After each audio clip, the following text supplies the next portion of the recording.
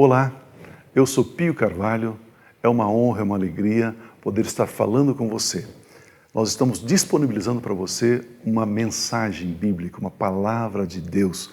Nós queremos entregar um pão sagrado a você. Abra o seu coração, permita que o Espírito Santo ministre você, edifique você, construa você pela palavra de Deus.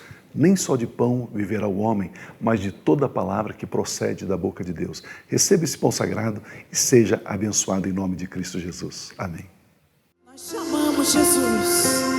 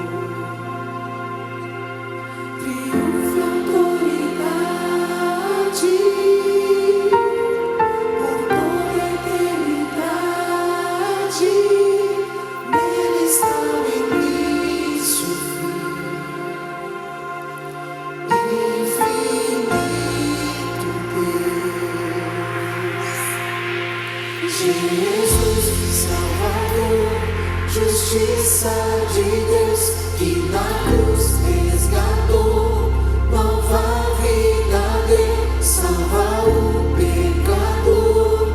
Jesus, meu libertador.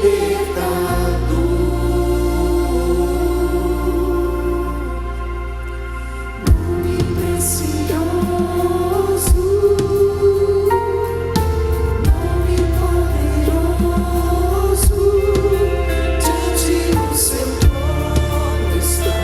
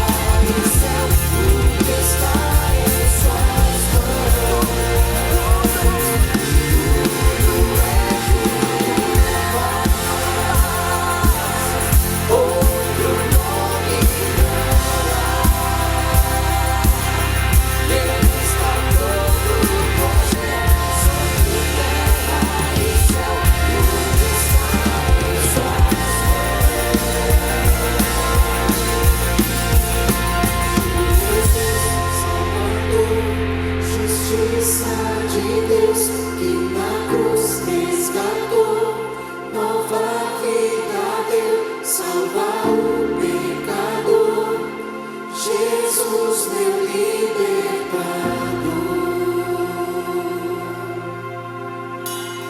Jesus, Salvador, o Filho de Deus, seu perdão me alcançou, minha morte morreu, o seu sangue lavou. Jesus, meu libertador. Jesus, meu libertador.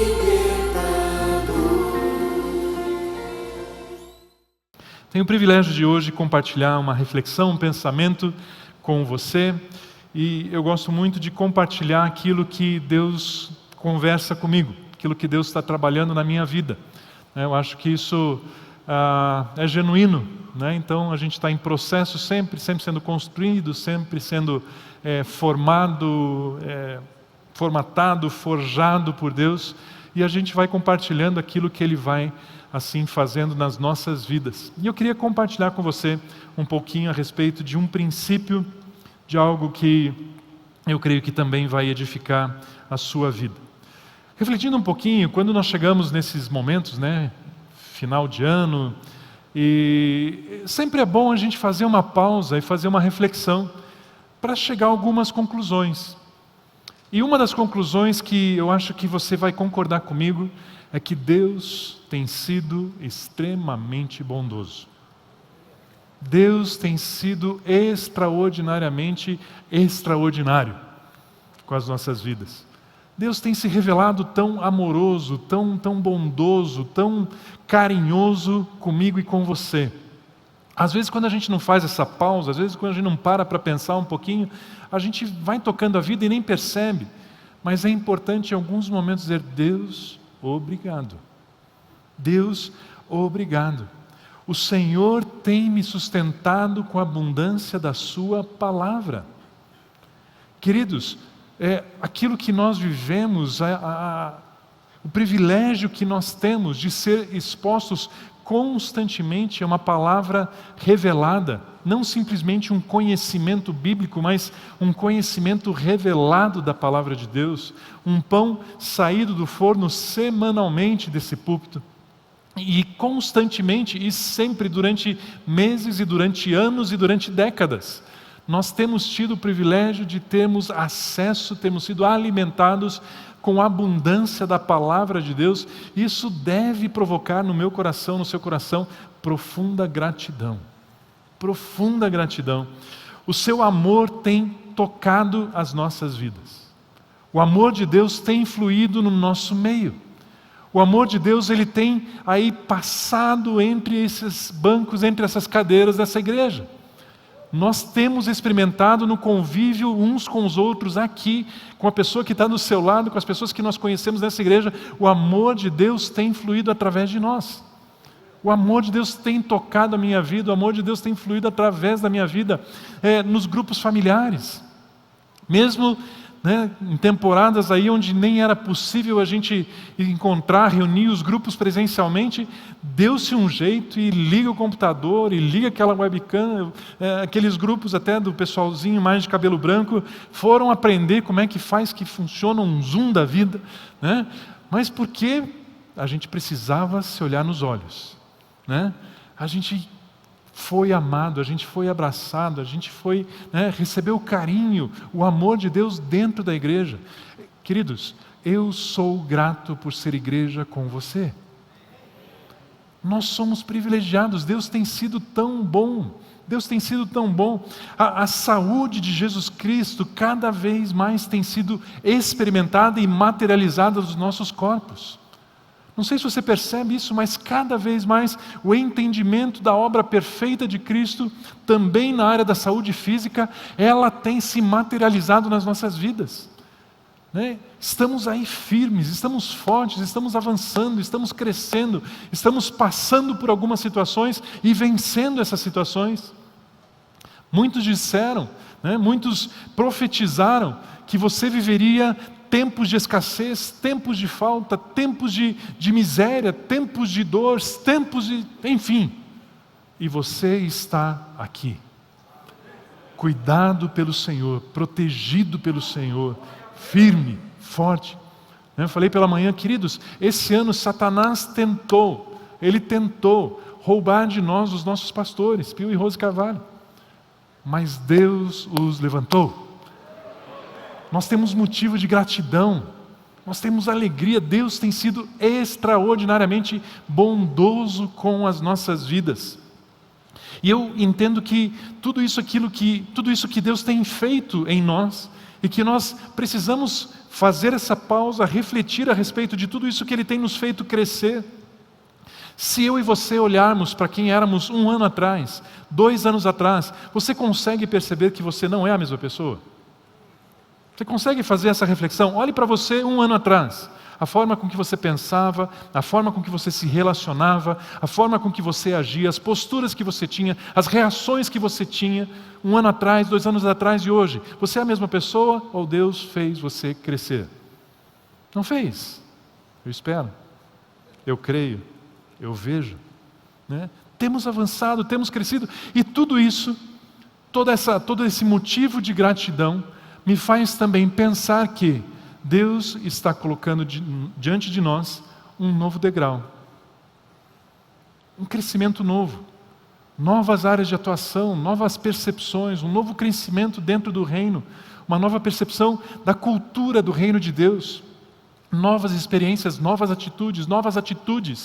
Deus está nos levando nessa direção, e eu gostaria justamente hoje de conversar a respeito de um aspecto que Deus tem conversado comigo, de um aspecto da cultura do seu reino que eu quero conversar, compartilhar com você. E para isso, eu queria te convidar a lermos alguns textos, alguns versículos, e analisar, refletir a respeito desses textos, para a gente ver se consegue crescer um pouquinho na interpretação, na compreensão daquilo que está escrito. Em primeiro lugar, gostaria de ler contigo o texto que está ali em Provérbios, capítulo 3, versículo 9 e o versículo 10 também. Provérbios 3, versículo 9 e 10 diz assim: honre o Senhor com todos os seus recursos e com os primeiros frutos de todas as suas plantações. Os seus celeiros ficarão completamente cheios. Repete comigo isso. Os seus celeiros ficarão plenamente cheios e os seus barris transbordarão de vinho. Aleluia! Os seus celeiros ficarão plenamente, completamente cheios e os seus barris transbordarão de vinho. Olha agora esse outro texto que encontra-se ali em Salmo 144, versículos 13 ao versículo 15. O texto diz assim: os nossos celeiros estarão cheios. Repete comigo de novo. Os nossos celeiros estarão cheios das mais variadas provisões. Os nossos rebanhos se multiplicarão aos milhares, às dezenas de milhares em nossos campos. O nosso gado dará suas crias. Não haverá praga alguma, nem aborto. Não haverá gritos de aflição em nossas ruas. Como é feliz o povo assim abençoado. Como é feliz o povo cujo Deus é o Senhor. Aleluia. Amém? Queridos, perceba que esses dois textos, eles falam a respeito de um tema semelhante. Eles abordam o aspecto de celeiros. Celeiros cheios, celeiros abastados, celeiros providos. E aí eu queria deixar uma primeira pergunta, uma primeira reflexão, que é: o que passa na minha mente e na sua mente quando nós lemos essa expressão celeiros cheios? O que vem à sua mente quando você lê um texto desse? Qual é a emoção que enche o seu coração, que leva você a dizer aleluia, amém? O que vem à sua mente quando você escuta a palavra de Deus dizendo que os seus celeiros serão completamente cheios das mais diversas provisões? O que passa pela sua mente quando diz que os seus rebanhos, eles se multiplicarão às dezenas? Que não haverá praga, não haverá aborto, não haverá choro. O que vem à minha mente, o que vem à sua mente quando nós vemos, qual é a imagem que vem a nós quando a palavra de Deus fala que o nosso celeiro será plenamente cheio? Uma segunda pergunta, bem simples, mas uma segunda pergunta é: o que é celeiro? O que é um celeiro? O que você entende por celeiro? E aqui deixa eu buscar talvez alguns pensamentos que surgem em algumas das mentes de vocês. Não vou adivinhar, porque os adivinhos não entrarão nos céus. Mas deixa eu imaginar. Algumas pessoas, ou muitas pessoas, são tentadas a pensar que celeiros cheios representam a garantia da abundância. Celeiros cheios falam da vida em abundância, garantia de abundância. Algumas pessoas olham essa expressão, os meus celeiros estão cheios, estarão cheios, como um lugar com estoque farto, um estoque completo. Celeiros cheios, eles representam, portanto, a garantia de que não teremos falta. Os meus celeiros estão cheios, isso me dá a confiança, isso me leva a ter uma gratidão que eu não terei falta. Eu terei, em vez de falta, eu terei fartura. Terei fartura.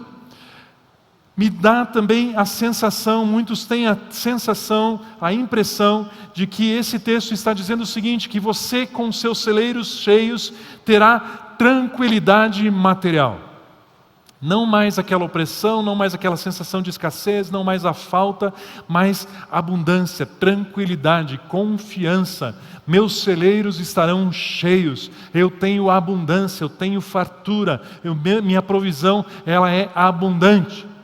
Muitas pessoas, então, elas são levadas a pensar nessa perspectiva e se alegram por isso. Os meus celeiros serão plenamente cheios.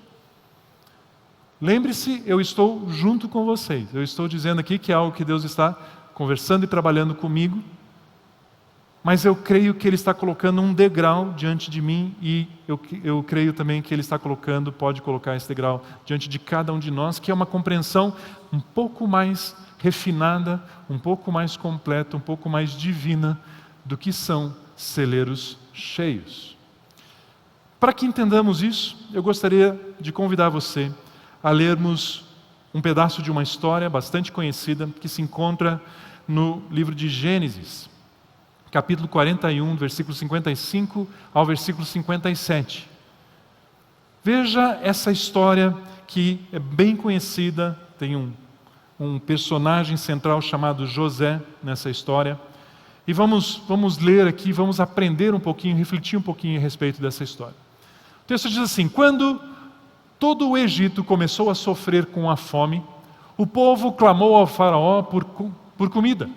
E este respondeu a todos os egípcios: dirijam-se a José e façam o que ele disser. Quando a fome já se havia espalhado por toda a terra, José mandou abrir os locais de armazenamento, os celeiros. E começou a vender o trigo aos egípcios, pois a fome se agravava em todo o Egito. E de toda a terra vinha gente ao Egito para comprar trigo de José, porquanto a fome se agravava em toda a parte. Queridos, como eu disse, é uma história muito conhecida, talvez muitos conhecem até em detalhes essa história, talvez outros estão se deparando pela primeira vez. Então vamos alinhar aqui a nossa percepção, nossa compreensão dessa história. José, ele foi um dia um escravo, foi vendido como escravo pelos seus irmãos, é uma outra história, não quero entrar nesse aspecto da história, mas ele foi vendido como escravo. Depois que foi vendido como escravo, ele foi acusado injustamente e por isso ele foi condenado. Passou um tempo numa prisão. Nesta prisão ele teve a companhia de duas pessoas que tiveram sonhos. E ele então, pela intimidade, comunhão, relacionamento que ele tinha com Deus, independente das circunstâncias, ele interpretou esses sonhos dessas duas pessoas que estavam presas com ele. Essas duas pessoas que estavam presas, elas foram então soltas e foram trabalhar com Faraó enquanto José permanecia preso. E Faraó teve um sonho que ninguém soube interpretar, e uma desses companheiros de José lembrou que existia então ali na prisão alguém que interpretava sonhos. O faraó chama José, José escuta o sonho de Faraó e José, então, pelo relacionamento, pela intimidade com Deus, ele interpreta aquele sonho. Isso foi tão impactante para o Faraó, tão forte, gerou tanta credibilidade no coração de Faraó, a ponto de Faraó decidir colocar José agora numa posição de autoridade, uma posição de gestão. Na verdade, José passou a ocupar o segundo cargo de maior importância, de maior poder, de maior autoridade no Império Egípcio. E nesse contexto e nesse cenário, cumprindo-se inclusive o sonho que o Faraó tinha tido, que a interpretação é que haveria um tempo de abundância e depois haveria um tempo de escassez. Então, Faraó coloca José nessa posição, nesse cargo, nesse papel de autoridade, onde as pessoas começaram a padecer, as pessoas começaram a sofrer a escassez, a falta de alimento, e buscando o socorro do governante daquela terra, Faraó, ele diz o seguinte: vocês devem procurar a José. José é quem tem a solução para vocês. José é aquele que tem a resposta para vocês. José é aquele que tem o alimento para vocês. José é o socorro de vocês. José é aquele que vai preservar a vida de vocês. É em José e ao ouvir as instruções de José que vocês alcançarão o alimento, vocês alcançarão aí a solução, a salvação desse tempo de falta que vocês estão vivendo. Vão até José, procurem José, ele sabe o que vocês devem fazer. Ele tem a solução. Agora, antes de avançarmos nesse pensamento, nesse raciocínio, eu gostaria de chamar a sua atenção para algo. Você precisa agora entender algo. Quando você lê uma história como essas, você pode ler simplesmente como um relato histórico. Simplesmente como uma história que você lê e fala: uau, que interessante, uau, como Deus foi bom com José, como se fosse algo distante.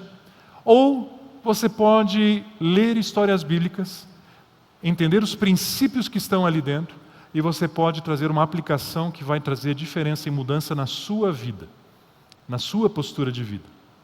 E isso é mais sábio do que simplesmente ler como um relato histórico.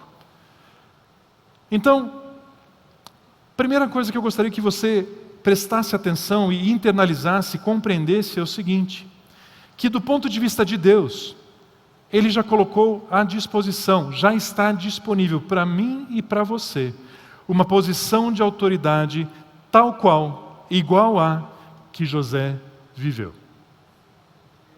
Ou seja, ao procurarem socorro, ao procurarem ajuda, ao procurarem provisão, está ecoando dos céus uma voz que diz: procurem a José e façam o que ele disser. Procurem ao João, procurem a Elizabeth, procurem ao Flávio, procurem e diga seu nome. Por quê? Porque você tem, do ponto de vista de Deus, uma posição exatamente igual àquela que José tinha. Exatamente igual àquela que José tinha. Você foi colocado por Deus numa posição de autoridade e de resposta e de solução para o mundo. Você consegue entender isso? Você consegue crer nisso? Eu consigo chacoalhar um pouquinho em você e dizer para você que em você está a resposta de Deus para as pessoas que passam pela sua vida. Eu gostaria muito que você hoje percebesse que você tem um privilégio gigantesco de mudar o destino eterno da vida das pessoas. Está depositado na sua vida a autoridade, o papel, a função, a capacidade de alguém que é a resposta para todas as pessoas. Em você. Em você. Talvez você diga: Tom, mas me parece demais isso. Lá era José, era uma outra situação, um outro contexto. Imagina, foi o Faraó que colocou ele naquela posição. Você acha de repente que isso é muito? Então deixa eu falar o que na verdade é mais verdade ainda do que essa primeira afirmação que eu trouxe para você. Que na verdade a sua posição aqui na terra é idêntica à de Jesus. não é nem de José. A sua posição aqui nessa terra é exatamente a mesma posição da posição de Cristo Jesus. Você é como Jesus. Você é como Jesus é. Neste mundo você é como Ele é. Posso te provar pela palavra?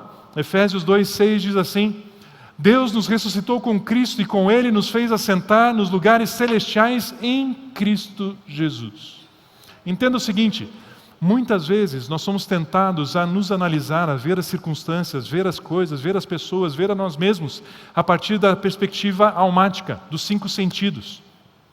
Ver aquilo que nos rodeia, aquilo que nós vivenciamos, aquilo que nós tocamos.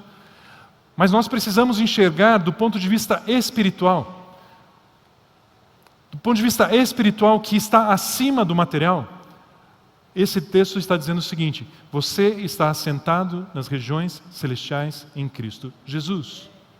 Os seus pés estão sobre a terra para te dar legalidade na terra para transformar, gerar transformação. Mas a sua posição e da onde você fala e da onde você ordena é a partir dos lugares celestiais. Você entende isso? É muito filosófico? Essa é a verdade. Você e eu estamos assentados em lugares celestiais, com Cristo Jesus, com a mesma autoridade, como se aqui eu estivesse, lugares celestiais e os meus pés aqui estão na terra. Por que Ele nos colocou na terra, com um corpo aqui na terra? Simplesmente para nós termos autoridade na terra, para estabelecer aquilo que é dito no céu. E eu e você dizemos no céu, porque nós estamos assentados em lugares celestiais. Eu e você, portanto, geramos, criamos, estabelecemos mudanças no destino, na vida das pessoas. Eu e você somos exatamente como Jesus é. Então, mas aí já é demais, como Jesus é como Jesus é. 1 João 4,17, olha o que esse texto afirma. Dessa forma, o amor está aperfeiçoado entre nós, para que no dia do juízo tenhamos confiança, porque neste mundo nós somos como Ele. Ele quem? Jesus. Olha a afirmação desse texto. Neste mundo, eu e você somos como Jesus é.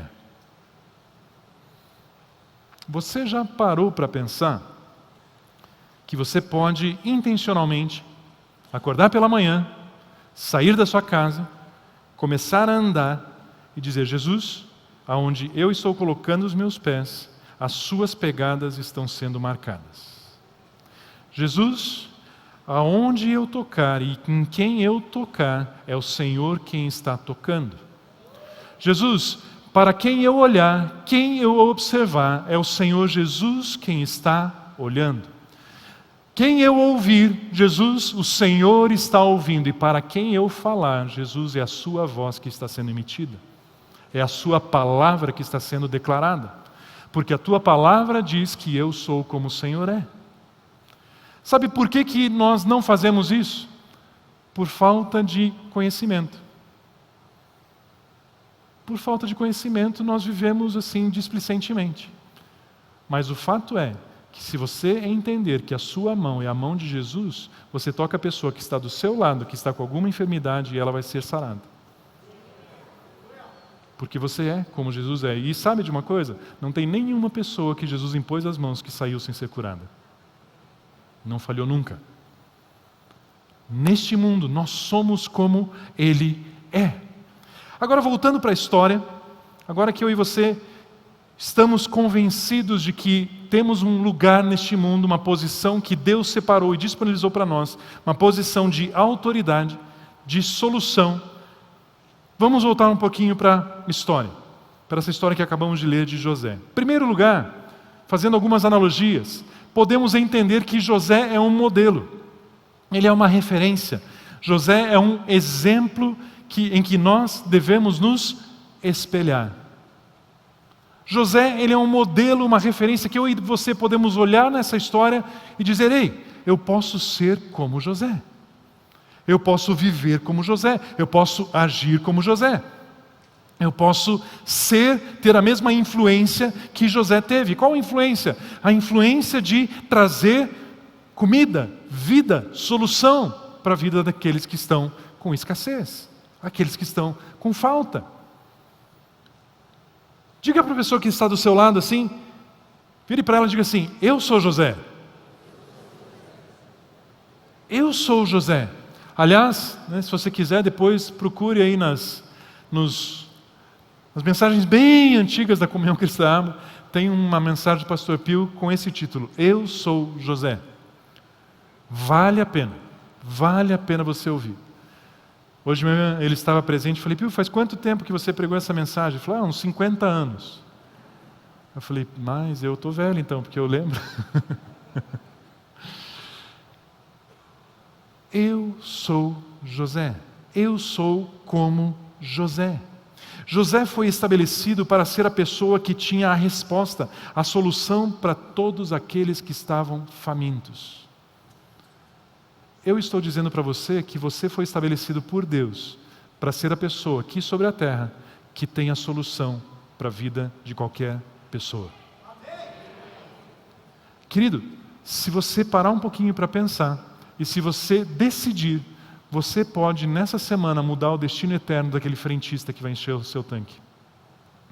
Se você tomar a decisão de ser a resposta para a vida de alguém, talvez essa semana, aquela pessoa que vai sentar do seu lado no ônibus, ela vai receber através da sua boca uma mensagem que vai transformar a vida dela. Se você entender quem você é, se você assumir para você essa posição, eu fui colocado por Deus nesse mundo para transformar histórias, mudar destinos, essa semana você vai encontrar com alguém que de repente você vai lá levar um panetone de final de ano, mas além daquele panetone você vai deixar uma mensagem que vai mudar toda a história daquela pessoa, não apenas a sua vida aqui na terra, mas também o seu destino eterno. É questão de entendermos quem somos, entendermos quem nós somos. Então, em primeiro lugar aqui, nós vemos a vida de José como uma referência, um modelo a ser seguido. O texto fala também a respeito dos egípcios num primeiro momento, e depois o texto abrange um pouco mais e fala que as pessoas de toda a terra vinham até José para serem saciadas. No primeiro momento, os egípcios chegaram ao faraó e ele mandou conversar com José. E passou mais um tempo, a fome se alastrou e as pessoas de toda a terra vinham até o Egito porque tinham ouvido falar que lá existia um tal de José e que ele tinha a resposta. Ele tinha a solução. Essas pessoas aqui citadas nesse texto representam todas aquelas que ainda não conhecem a Jesus. Todas aquelas que ainda consciente ou inconscientemente estão famintas. Queridos, existem pessoas que a gente pode olhar por fora e dizer: não, essa pessoa está tudo bem. Mas quem não tem Jesus tem um vácuo.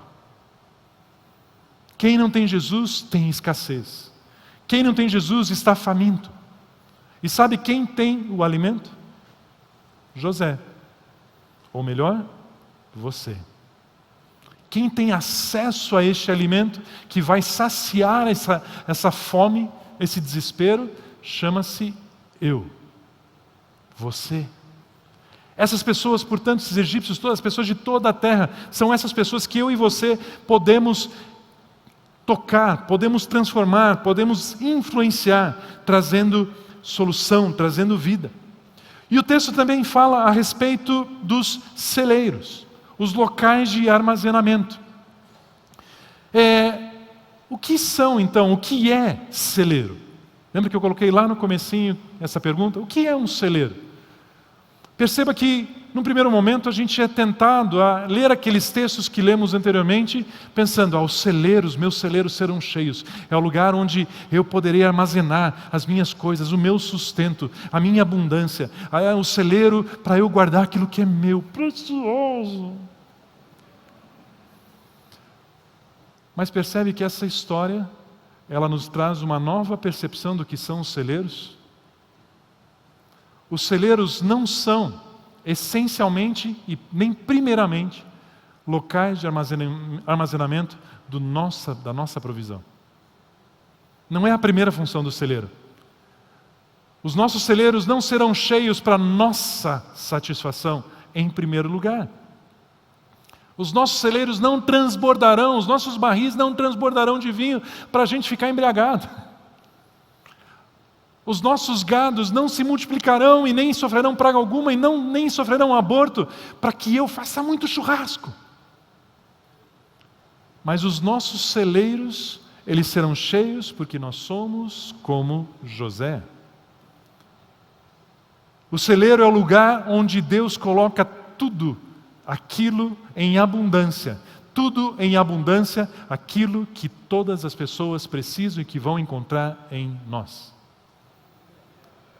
Celeiros, o celeiro é o local onde Deus deposita tudo aquilo que é necessário para suprir toda e qualquer necessidade. É a sua palavra, é o seu abraço, é o seu carinho, é o seu sorriso, é a sua provisão material, é a comida, é o dinheiro, é tudo em abundância. Celeiros transbordantes, cheios. Esses são celeiros. Isso é celeiro, cheio, abundante, para eu poder servir.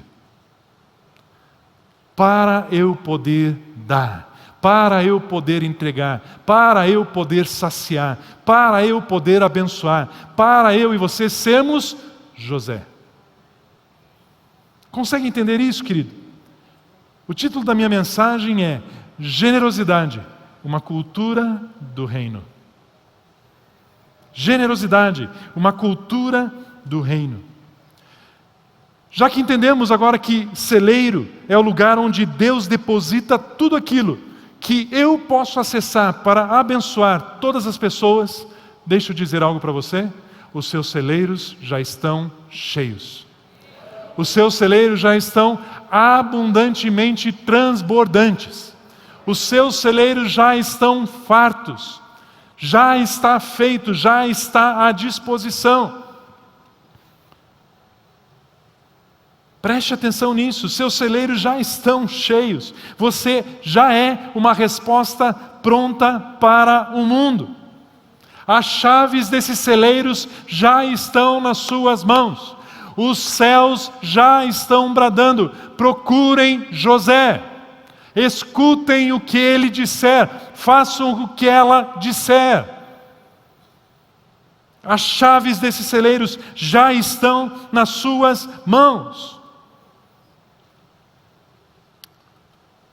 O seu celeiro já está cheio. Talvez você esteja pensando aí com você, Tom, você não me conhece. Você não sabe da minha realidade. Tom, você não conhece o meu extrato bancário. Tom, meu celeiro não está cheio não. Está sim. Está sim. Eu garanto a você, o seu celeiro está plenamente transbordante, sim. Talvez você tenha olhado para o depósito errado. Talvez você tenha olhado para o depósito chamado egoísmo. E ali, talvez você está achando não a fartura, mas a faltura. Mas não é que o seu celeiro não esteja cheio, simplesmente você está olhando para o lugar errado. Eu garanto a você que o seu celeiro já está disponível e abundante. Então, mas como que eu vou vivenciar, como que eu vou experimentar, como eu vou viver uma vida de generosidade, sendo que eu corro o risco de ter falta na minha casa? Como que eu vou dar, inclusive materialmente, para as pessoas, se de repente eu olho para os meus bens, para minhas posses e de repente vai faltar para mim? Reflita comigo um pouquinho, pense comigo um pouquinho. Quem foi que distribuía? Quem foi que servia? Quem foi que atendia todas as pessoas de toda a terra que vinham buscar comida? José, certo? Você acha que em algum dia, em algum momento, em todo aquele cenário, José passou fome?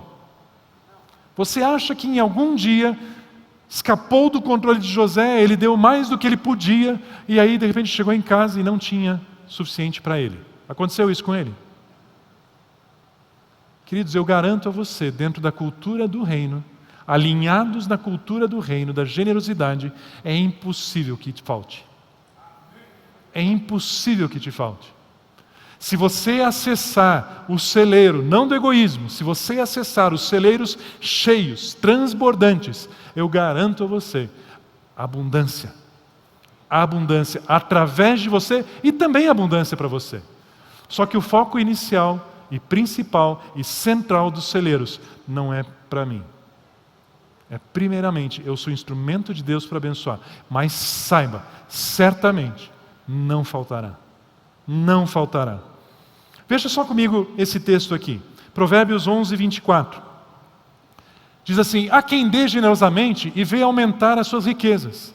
Outros retêm o que deveriam dar e caem na pobreza. Esse texto é bem daqueles Bíblia, né? Bem daqueles malucos. Porque vai exatamente contra a cultura do mundo. É cultura do reino esse texto. Mas ele vai contra o pensamento, contra o raciocínio, contra o modelo mental do mundo. Porque o modelo mental do mundo, o sistema do mundo diz: você deve reter para ter. Você deve armazenar para ter. Se você se desfizer, se você for muito dadivoso, você vai ficar sem. Você tem que poupar, você tem que reter, você tem que segurar para que você tenha. E a Bíblia, a cultura do reino diz: não, você deve ser generoso. Aí você enriquece. E se você reter, você vai se empobrecer. Completamente inversa a mentalidade, certo? Mas nós precisamos entender o que esse texto diz. Porque senão a gente pode ficar na superfície e sabe o que você vai fazer? Você vai sair distribuindo dinheiro sem generosidade. Porque você quer dar, você quer ser generoso para enriquecer. E isso não é generosidade. Você acha que você está sendo, mas você não está sendo. Porque na verdade você não está sendo generoso, você está sendo egoísta, você só está dando para receber de volta. Isso não é generosidade. E Tom, eu achei que você estava me trazendo uma solução, agora você tirou o chão debaixo do meu pé. Vamos entender bem esse texto aqui? Generosidade, ela não é uma chave para a abundância. Generosidade é um sinal daquilo que você crê. Como assim? O generoso, ele é generoso porque ele sabe que o pai dele é a sua fonte e o seu pai é Deus e o seu pai jamais vai deixar faltar. Aquela pessoa que tem absoluta consciência de que o meu pai é Deus, o meu pai cuida de mim, o meu pai é a minha fonte de todo recurso, o meu pai, ele me ama, o meu pai, ele me observa, o meu pai tem prazer na minha vida, meu pai inclusive enviou o seu filho para que eu tivesse vida e vida em abundância, eu sei que nunca vai faltar, portanto eu não temo ser generoso, e eu sou. Existe um outro texto de Provérbios que diz assim: assim como o homem crê na sua alma, assim é. Agora vamos pensar no que retém. A pessoa que retém o que deveria dar, ela simplesmente também está dando um sinal de como ela pensa. Por que a pessoa retém? Porque ela não confia. Ela acha que pode faltar. Ela acha que Deus pode se distrair e deixar ela passar fome. Ela acha que o seu pai pode ser negligente, displicente, o seu pai pode de repente querer dar uma lição nela e vai deixar faltar para que ela passe um pouco de fome, para que ela saiba como que é a experiência da fome, da miséria na vida das outras pessoas, então ela vai passar por isso. E ela crê que o pai dela pode deixar ela na mão. E por isso ela retém, porque ela não confia. O outro texto diz que assim como o homem crê na sua alma, assim é. Se eu creio que o meu pai, ele cuida de mim, e ele é generosamente, ele é o provedor generoso, ele nunca vai deixar faltar, eu creio assim, assim é. E eu sou generoso, e eu vejo aumentar as minhas riquezas. Não porque é uma chave, mas é porque eu creio que meu pai é assim. Mas se eu não creio, eu retenho. E se eu retenho, eu creio incorretamente. E se eu creio erradamente, os meus resultados também são errados e por isso eu empobreço. Percebe que o texto não está falando de uma chavezinha, seja generoso para você ter, seja mão de vaca que você vai perder. Não é disso que o texto está falando. O texto está colocando um ponto para refletirmos sobre o que nós cremos. Precisamos, queridos, e o ponto para mim hoje dessa mensagem é exatamente esse, é crer em Deus, crer no nosso Pai. E isso ser frutificado na nossa vida em generosidade, porque isso é cultura do reino. Se eu e você formos autenticamente, verdadeiramente generosos, eu garanto a você, nós vamos viver em muita abundância. Muita abundância. Não devemos então ser generosos para ter, pois isso não é generosidade. Mas quando aprendemos a ser autenticamente generosos, é impossível não termos em abundância, porque generosidade é da cultura do reino.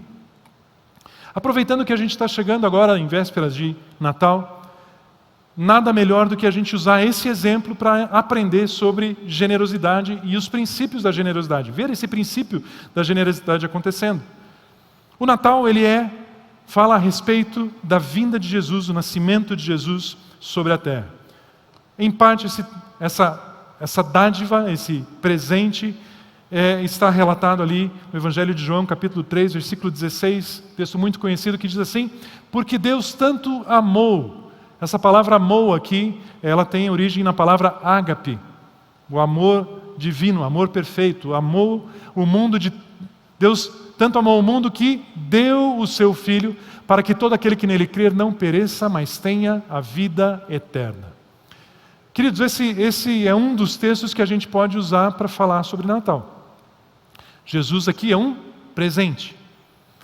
Um presente que é uma demonstração, é a forma que Deus encontrou para demonstrar o seu amor por mim e por você.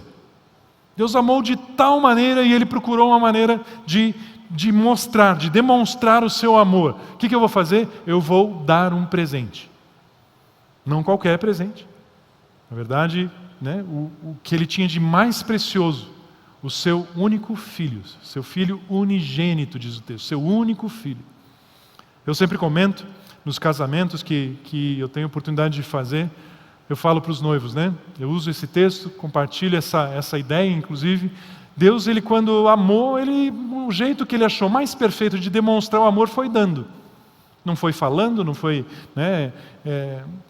foi dando, foi entregando. E vocês noivos estão aqui dizendo o seguinte um para o outro: eu amo você de uma forma tão intensa que eu estou te dando o resto dos meus dias. Não é isso que os noivos fazem? Ali no altar? A dádiva, o presente, é a demonstração mais perfeita de amor. Deus fez isso. Deus demonstrou dessa forma. Deu um presente, o mais perfeito presente, chamado Jesus Cristo. Só que, aí eu e você podemos pensar, sim, mas Deus Ele deu a Jesus, mas Ele tinha em mente conquistar algo. Deus Ele queria ter algo em troca, mas não é verdade. Porque a palavra dita ali, usada ali, como amor, é ágape. E ágape, a Bíblia mesmo descreve o que é ágape. Em 1 Coríntios 13, versículo 4 e 5, o texto diz assim: o amor, ágape, o mesmo amor usado lá do texto de João 3,16, o amor é paciente, o amor é bondoso, o amor não inveja, o amor não se vangloria, não se orgulha, não maltrata, não procura seus próprios interesses. Você já parou para pensar que Deus nunca, jamais fez algo para ter de você algo em troca? Deus não entregou Jesus como um presente para que depois Ele pudesse cobrar você por qualquer coisa. Deixa eu falar algo aqui, porque eu sei que durante a vida existem alguns momentos que as pessoas pensam assim: eu decepcionei Deus, eu frustrei Deus, eu acho que Deus está decepcionado comigo. Algumas pessoas têm dificuldade de se aproximar de Deus porque acham que Ele está zangado, frustrado, decepcionado com elas. Talvez você nem se sinta assim, mas você conhece pessoas que se sentem assim. E deixa eu te ensinar algo que você pode falar para essas pessoas, ou serve para a sua vida nesse momento. Pense comigo. Você se decepciona com alguém que você tem uma expectativa que faça algo por você. Você só se frustra com alguém que você imaginava que faria algo. E essa pessoa não fez o que você esperava. Aí você se decepcionou. Mas você nunca vai se decepcionar com alguém que você nunca esperou nada dela. Se Deus nos ama com um amor que não busca os seus próprios interesses, eu afirmo a você, é impossível você decepcionar Deus. Porque Ele nunca esperou nada de você. Ele deu um presente chamado Jesus Cristo com a única intenção de abençoar a sua vida. Deus entregou o maior presente de todos os tempos, que agora nós expressamos e comemoramos nesse Natal, simplesmente para salvar a sua vida, perdoar a sua vida, libertar a sua vida, te dar uma nova história para você. É de dizer obrigado, não é? Essa é a verdade. É assim que é. Portanto, Deus aqui, quando deu, Ele foi extremamente generoso, porque generosidade é dar de forma altruísta, sem buscar interesse de ter um retorno. Por isso que se eu sou generoso, eu não estou dando para receber. Quando eu sou generoso, eu estou dando para abençoar. E a generosidade, ela provoca então, ela tem como consequência enriquecer? Sim, acaba tendo. É natural, frutifica dessa forma. Então, mas como que isso aconteceu para Deus? Quantos filhos Deus deu? Quantos filhos Deus tinha? Um único filho. O que Ele deu? O seu único filho. Tá, e quantos filhos Deus tem hoje? Olha para o lado. Olha para o outro lado. Olha para frente. Olha para trás. Olha para o mezanino. Olha para o Japão. Olha para todos os continentes da Terra. Olhe para a história.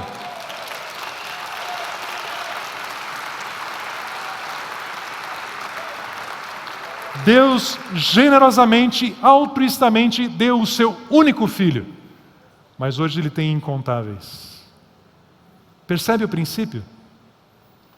Percebe o princípio? A generosidade é cultura do reino.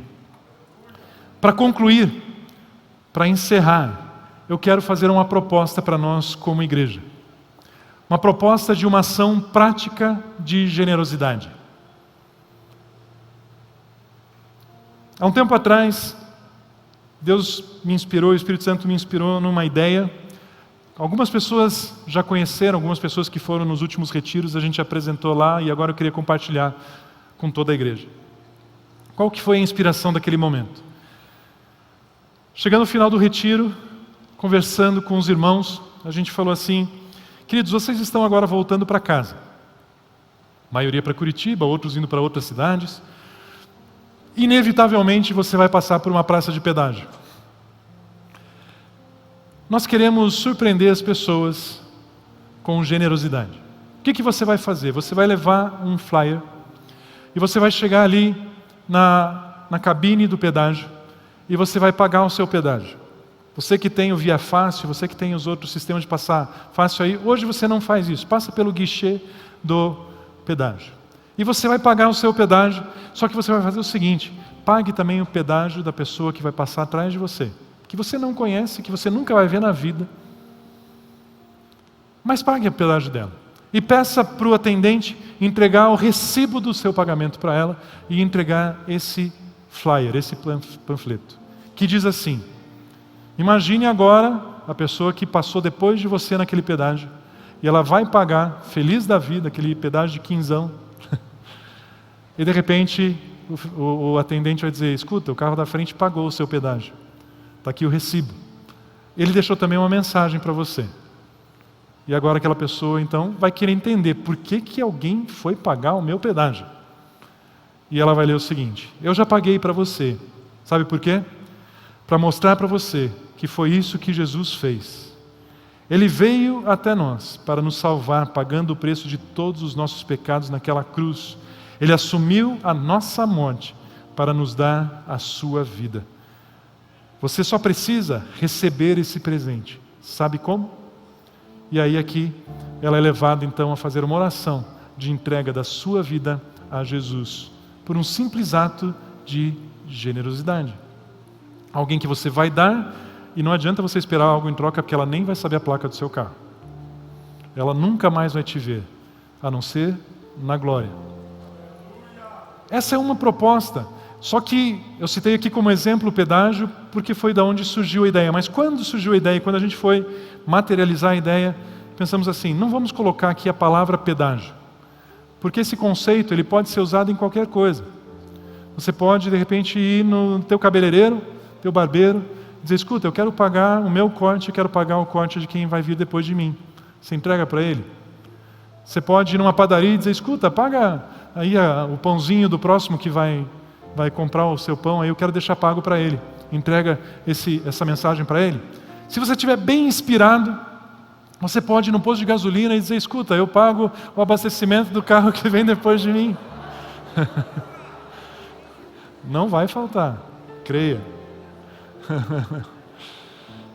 Queridos, é uma forma, é um jeito que a gente quer proporcionar para você exercitar, né?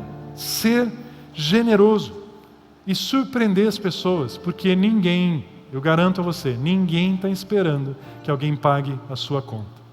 Alguém que não conhece, alguém que não sabe porquê, mas a sua generosidade vem junto com uma mensagem. A gente também queria deixar uma outra proposta, uma outra ideia. Essa estamos lançando hoje. Um outro cartãozinho. Esse cartãozinho ele diz assim, um presente para você. Do outro lado diz assim, dar sem esperar nada em troca. A ideia é que você abra esse cartãozinho e você coloque ali uma nota de 200 talvez, de 100, de 50, de 10, enfim, o que você entender. E quando a pessoa então abrir, ele vai ver, puxa, que é isso, né? Me deu um dinheiro aqui, por quê? E tem escrito aqui dentro, o amor é paciente, o amor é bondoso, não inveja, não se vangloria, não se orgulha, não maltrata e não busca os seus próprios interesses. Jesus é a prova do amor de Deus Pai por você, é o seu melhor presente, receba este presente, fazendo esta oração. E a pessoa então vai ler, vai poder fazer também a entrega da sua vida a Jesus. E que a sua generosidade foi um instrumento para isso. Depois, nesses 2 cartões, tem um QR Code que leva para um vídeo onde a gente apresenta o plano de salvação para a pessoa, tem os dados da igreja que a pessoa pode vir futuramente aqui. Quem sabe um dia aqui ela te encontre, né? Mas nós queremos deixar essas 2 propostas, essas 2 ideias, para que a cultura do reino seja vivenciada, praticada. Quando eu conversei com o Pio sobre essa proposta, pedindo para ele autorização de fazermos isso, falei, Pio, me vem à mente uma imagem de daqui a pouco as pessoas comentando por aí, o que está acontecendo no bairro do Portão? É uma doideira, você vai na padaria, já pagaram a tua conta, você vai no posto, já encheram o teu tanque, você está andando na rua, alguém te encontra e te dá um dinheiro. Onde você pode usar isso aqui, por exemplo? Vai lavar o teu carro, você paga ali a lavagem do seu carro, depois você entrega para a pessoa que lavou, diz, isso aqui é um presente para você. Você está andando na rua, e não importa se é alguém que precisa, né? De repente você vai lá, não, aquele ali não precisa, imagina, está de terno, gravata, está andando num Porsche, não vou dar para ele. Ei, o ponto não é você achar que você sabe aonde a semente está indo. O ponto é a pessoa ser tocada pela generosidade do reino na vida dela. Então, daqui a pouco as pessoas vão estar comentando o que acontece naquele bairro, o que acontece naquela cidade de Curitiba, onde a generosidade está aflorando, as pessoas andam pela rua abençoando umas às outras e nós vamos influenciar esse lugar com a cultura do reino. Eu quero deixar para vocês essas 2 propostas. E como que nós vamos fazer? Na saída do templo, você que quiser, queridos, não é para todo mundo pegar. Se para você é um papel que você vai guardar no carro e tal, e vai jogar fora, não pegue. Mas se você sente no teu coração o desejo de ser, né, esse instrumento, se isso falou com você, diz, não, eu quero viver isso. Reino é assim, eu quero viver isso. Você na saída pode pedir ali para o grupo de serviço, né, 1 ou mais, pode ser de 1, dos 2, enfim, como você sentir à vontade, para que você possa surpreender as pessoas com a generosidade do reino. Nós temos mais uma ação específica agora de Natal. Lembra que alguns dias atrás a Celina, ela fez uma proposta de levantamento de brinquedos para a gente entregar para crianças carentes e tal. A meta eram 500 brinquedos. Graças a Deus, essa igreja é generosa, é muito generosa. Essa meta foi alcançada. Graças a Deus pela sua vida. Glória a Deus. Já distribuímos vários desses presentes. Essa semana eu estive com a Ali lá no bairro do Caximba. Nós pegamos crianças de 3 a 6 anos, se eu não me engano, e 100 crianças. Nós fomos lá, levamos presente para elas, nós oramos com elas, confessaram Jesus, obviamente que com suas mães, né? Então foi um tempo muito gostoso, muito especial, e outros projetos também. Mas nós separamos uma quantidade de presentes que nós gostaríamos de dar a oportunidade para que você, membro da igreja, tivesse a experiência de presentear uma criança de rua.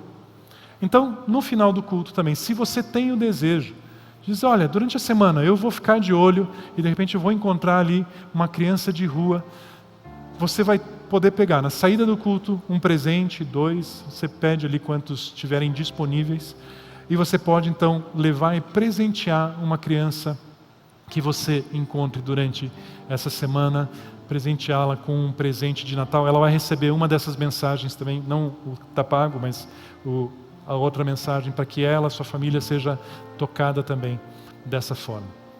Gostaria de deixar esse pensamento, queridos. Eu creio que é um degrau, uma compreensão mais refinada do que são celeiros. Os celeiros, eles estão cheios. Os celeiros estão prontos para serem abertos. A chave está nas nossas mãos. E nós podemos decidir abrir os celeiros e transformar a vida das pessoas. Você recebe essa palavra no seu coração? Você pode se colocar de pé, por gentileza. Vamos orar e estaremos encerrando este tempo na presença de Deus. Pai Celestial, muito obrigado. Obrigado, Senhor, por esse tempo. Obrigado, Senhor, pela reflexão na Tua palavra. Obrigado, Senhor, porque o Senhor se revela de forma tão extraordinariamente bondosa para conosco. Senhor, estamos falando aqui a respeito do Seu reino. Na verdade, a característica que o Senhor mesmo tem e que o Senhor demonstrou com a Sua generosidade. O Senhor transformou as nossas vidas dando o que o Senhor tinha de mais precioso. Pai Celestial, nós Te agradecemos. Mas Deus, nós não podemos reter isso simplesmente na mudança da nossa história. Nós queremos ser assim como o Senhor é. O Senhor nos fez ser assim como Jesus é. Portanto, eu quero pedir agora, Espírito Santo de Deus, que o Senhor envolva a vida de cada irmão e irmã que está aqui. E que ao saírem nesses próximos dias pelas ruas, Senhor, que eles saiam intencionalmente sabendo que os seus pés são os pés de Jesus. A sua boca é a boca de Jesus, os seus ouvidos são os ouvidos de Jesus, os seus olhos são o olhar de Jesus, as suas mãos são o toque e o abraço de Jesus. Que abundantemente e de forma muito generosa, a Tua igreja, ela se mova na nossa cidade, se mova no nosso país, a Sua igreja se mova sobre a terra, impactando, transformando, abrindo os celeiros sobre toda a terra e saciando todos aqueles que estão vivendo sem o Senhor Jesus ainda, porque eles são o alvo do Seu amor e nós somos a resposta do Senhor para as suas vidas. Nós somos a solução do Senhor para o mundo. Muito obrigado por isso, Pai Celestial. Receba o nosso amor, receba a nossa gratidão, receba toda a glória, receba toda a honra. Pai Celestial, obrigado pela vida que temos em Ti. Em nome de Cristo Jesus.